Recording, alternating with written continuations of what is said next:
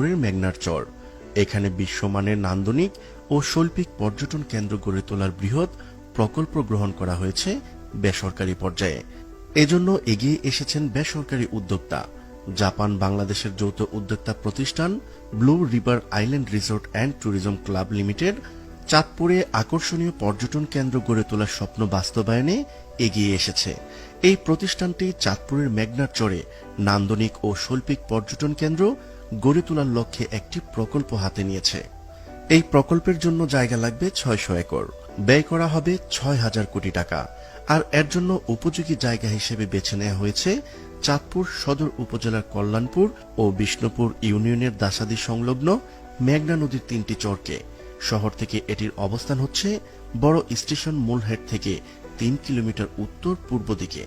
এখানে ৩টি বিচ্ছিন্ন বিশাল চরকে বেছে নেওয়া হয়েছে চাঁদপুরের স্বপ্নের পর্যটন কেন্দ্র গড়ে তোলার জন্য। মেঘনার তীরে আনুমানিক ২৮০ একর জায়গা নিয়ে জেগে ওঠা ওই চরে নান্দনিক ও শৈল্পিক পর্যটন গড়ে তোলা হবে। কি থাকছে এই পর্যটন কেন্দ্রে?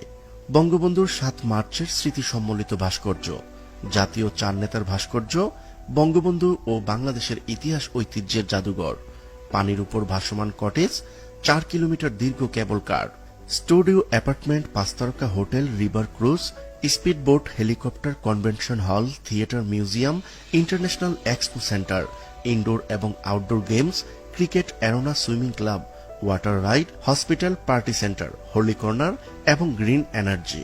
ঢাকা, চট্টগ্রাম, সিলেট সহ প্রধান প্রধান শহরের সাথে শীতাতপ নিয়ন্ত্রিত নিঃস্ব পরিবহন ব্যবস্থা এবং পর্যটন ডিপ্লোমা কোর্স স্কুল, যেখান থেকে প্রতি বছর ২,০০০ ছাত্রছাত্রী বের হবে, যা পর্যটন শিল্প বিকাশে গুরুত্বপূর্ণ ভূমিকা পালন করবে।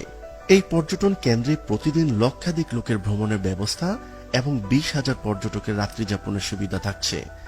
এই পর্যটন কেন্দ্র নির্মাণ করা হলে প্রায় ৫,০০০ লোকের কর্মসংস্থান তৈরির পাশাপাশি বাংলাদেশের পর্যটন শিল্প বিকাশে অগ্রণী ভূমিকা রাখবে। এই প্রকল্প বাস্তবায়ন হলে সরকার বিপুল পরিমাণ রাজস্ব পাবে। প্রতি বছর বাংলাদেশ সরকার এই প্রকল্প থেকে কোটি কোটি টাকার রাজস্ব পাবে। এছাড়া ভিশন ২০৪১ বাস্তবায়নে পর্যটন শিল্প একটি মাইল ফলক ভূমিকা রাখবে। এই প্রকল্পটি বাস্তবায়ন করার জন্য ৩টি ধাপে বিভক্ত করা হয়েছে। মোট ৩টি ধাপে এই প্রকল্পটি বাস্তবায়ন করার জন্য ৬০০ একর ভূমির প্রয়োজন। প্রথম ধাপে প্রয়োজন ২৬৫ একর, দ্বিতীয় ধাপে ২১০ একর এবং তৃতীয় ও শেষ ধাপে প্রয়োজন ১২৫ একর।